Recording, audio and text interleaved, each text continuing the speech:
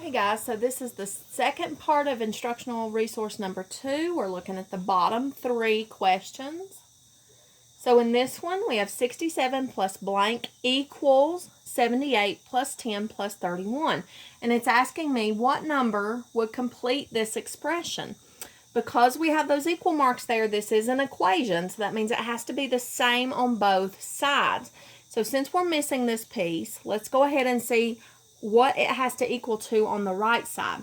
So 78 plus 10 more is 88 plus 30 more. So 88, 98, 108, 118 plus 1 more gives me 119.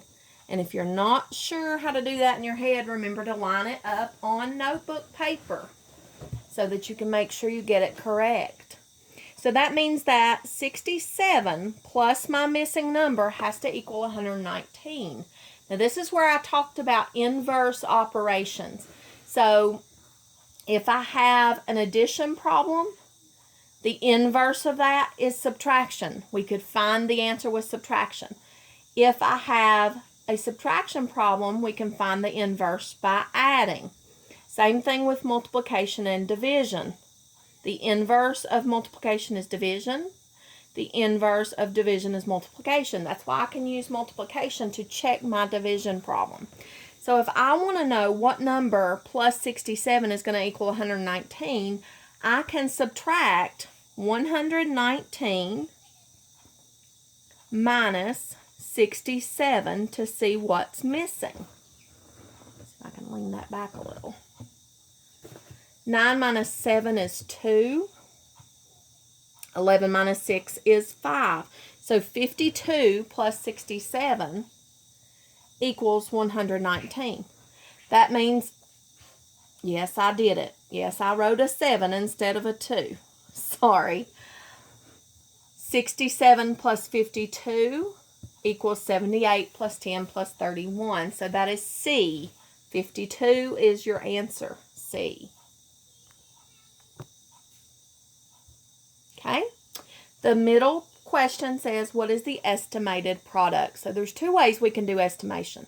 We can go and multiply this out and tell what it's closest to, or we can round it and then multiply it. Now, most of the time you're going to see estimation as multiple choice, so the best thing to do is multiply it out first. So if I do that, I go bottoms up. 8 times 6 is 48. 8 goes down, 4 goes above the 5 in the tens place. I'm carrying that 4 over. Then I go over. 8 times 5 is 40, plus 4 more is 44. So 448 is the product. If I want to find an estimate, I would say, well, that's close to 450. That might be one of my choices. Or if it wants me to round first, I can say, what number is 56 close to or near? So it's close to 60. We can multiply that times 8, because it's pretty easy to multiply times 8. Multiply your non-zero digits first. 6 times 8 is 48. And then bring down how many zeros there are, and in this case there's 1. So 450 is pretty close to 480. Both of those are a good estimate. Okay, this is the last question on instructional resource number 2. And it's a multiple choice question. So what I did was draw these shapes. Which of the following shapes is also a parallelogram? Well, looking at those choices, triangle, trapezoid, rectangle, and polygon, is there one you see that we could slash the trash first? Hopefully you picked polygon, because a polygon is not the name of a shape. A polygon is any shape that is a closed figure with no curves. So as long as it has straight sides and it's closed, no open spots, then it is a polygon. So we can slash and trash D right away. Now, I have to know, what does it mean by parallelogram? So a parallelogram always has parallel sides. Opposite sides are parallel. So the top is parallel to the bottom, and the left is parallel to the right. And this is how we normally would see those. The top is also congruent to the bottom, and the left is congruent to the right. They don't have to have congruent all four. This is what we normally see as a parallelogram. But there is one of these shapes that meets those criteria. So it has two sets of parallel lines. A trapezoid only has one set of parallel lines, so it can't be the trapezoid. A parallelogram is a quadrilateral, so that means it has four sides. So it cannot be the triangle because it only has three sides. So let's look at the rectangle. Does a rectangle have opposite sides congruent? Yes. The top is congruent to the bottom.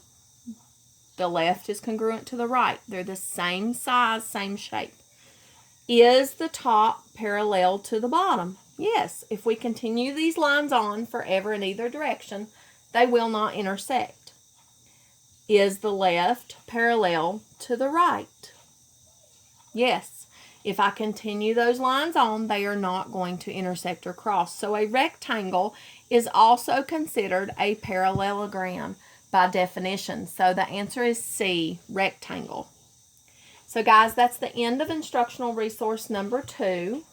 I hope these are helping you. As I said before, please make sure if you have questions on assignment 2 that you email me or text me or comment on one of the Google Classroom posts. Send me a private message in Google Classroom, or have your parents message me on the Facebook 4th grade IS group, and I will do my best to answer those. Love you guys. I miss you. Hope you're doing well, and we'll keep preparing for 5th grade next week. Love you.